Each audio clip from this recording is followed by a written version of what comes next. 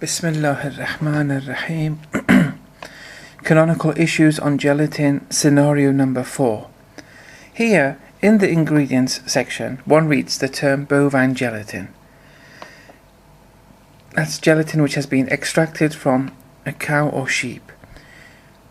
Now, in the previous scenario, or in the previous case that we discussed, under bovine gelatin, we knew that the cow or sheep was slaughtered on a par with the Islamic Sharia. We knew that. Here, in this case, now assume that the duty-bound doubts whether or not the animal from which this gelatin has been extracted has been slaughtered Islamically. There's doubt to this. He doesn't know. It's possible that it has. It's possible that it hasn't.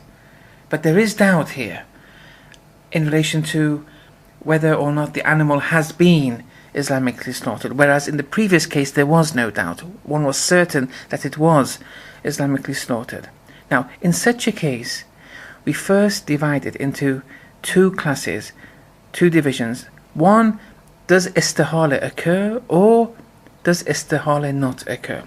Assuming the duty-bound, it's substantiated before him or her that istihala does arise in such a case where one doubts from whether or not the animal, the cow or sheep, has been slaughtered Islamically or not. If we believe istihala does arise, here it would be permissible to consume, and it would not be regarded as najis either. Why wouldn't it not be regarded as najis? Because of the principle of tahara. And the principle of tahara is where you have two things, and one of them you have something, you have one thing, and you don't know whether it's canonically pure or canonically impure. It may be canonically pure, that's if the animal was slaughtered Islamically. It may be canonically impure, it may be najis, that's if the animal wasn't slaughtered Islamically. So there's a doubt, there's one thing, you don't know if it's tahir or not.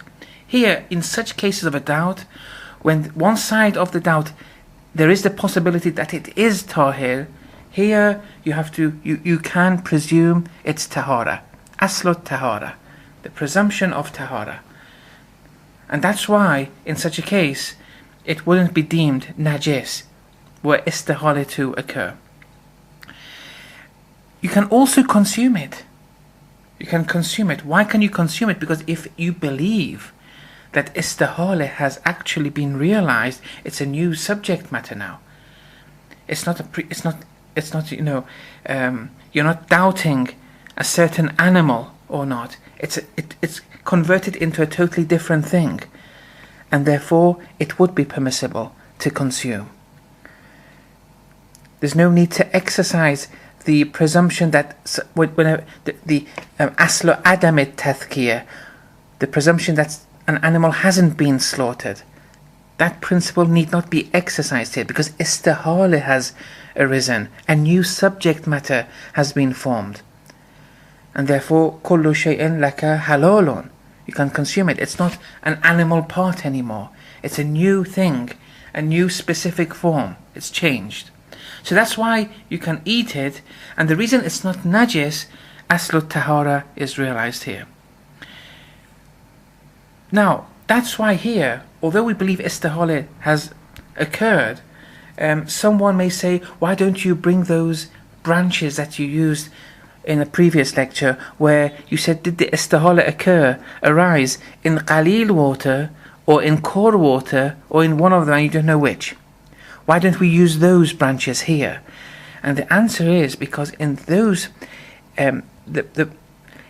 here, with the porcine gelatin, previously with the porcine gelatin where we used these branches, the point was that this istihala, when you want to put the porcine element into water, if it was qalil, it would make the whole water najis, because the porcine component is najisul ain, a concrete najis.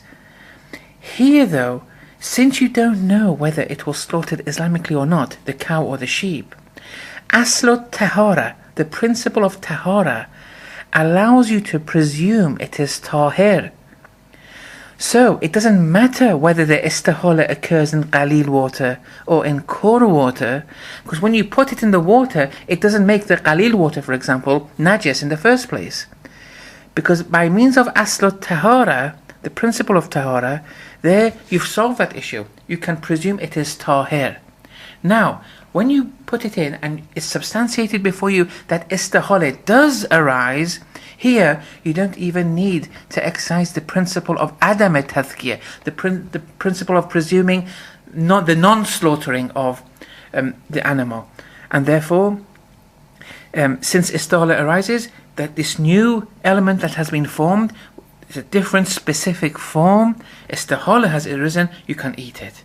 In the same way that you were able to eat if you believed in istihala of the porcine gelatin. But here too, in addition to that you can eat it, also you don't deem it najis. And that's why we don't bring those branches. Now, what if it's not substantiated before you that istihala has arisen?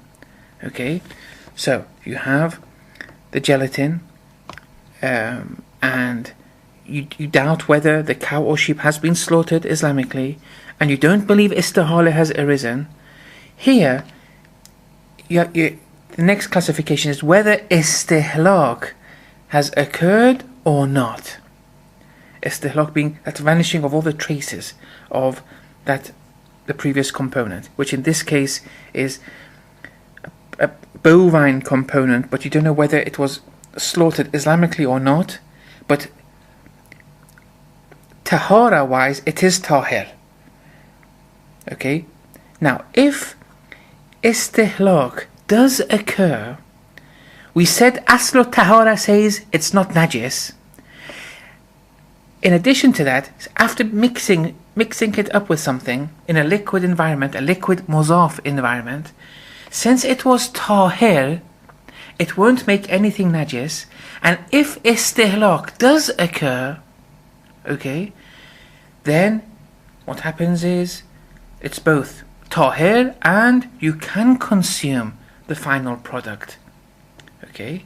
Whereas if istihlaq doesn't occur, it's still not najis, but you can't consume the final product if istihlaq does not occur. Why? Because of the principle of you presuming the non-slaughtering of the cow. You know it's a bovine component before you. If you want to eat, okay, you see, whether it's pure, canonically pure or not, that was another principle we used. But if you want to eat it, it has to be substantiated before you that it has been slaughtered. And this hasn't been substantiated before you. That was the whole, the issue, the case here was that there was doubt as to whether this animal has been Islamically slaughtered or not, this cow or sheep. Now, since istihlaq has not been realized, there are still components of it in the final product, and you can't consume it because it has not been substantiated that tadhkiyah, the canonical slaughtering, has occurred. Albeit tahir, but if istihlaq has not been realized, you're not allowed to consume it. وصلى الله على محمد وعلى الطاهرين.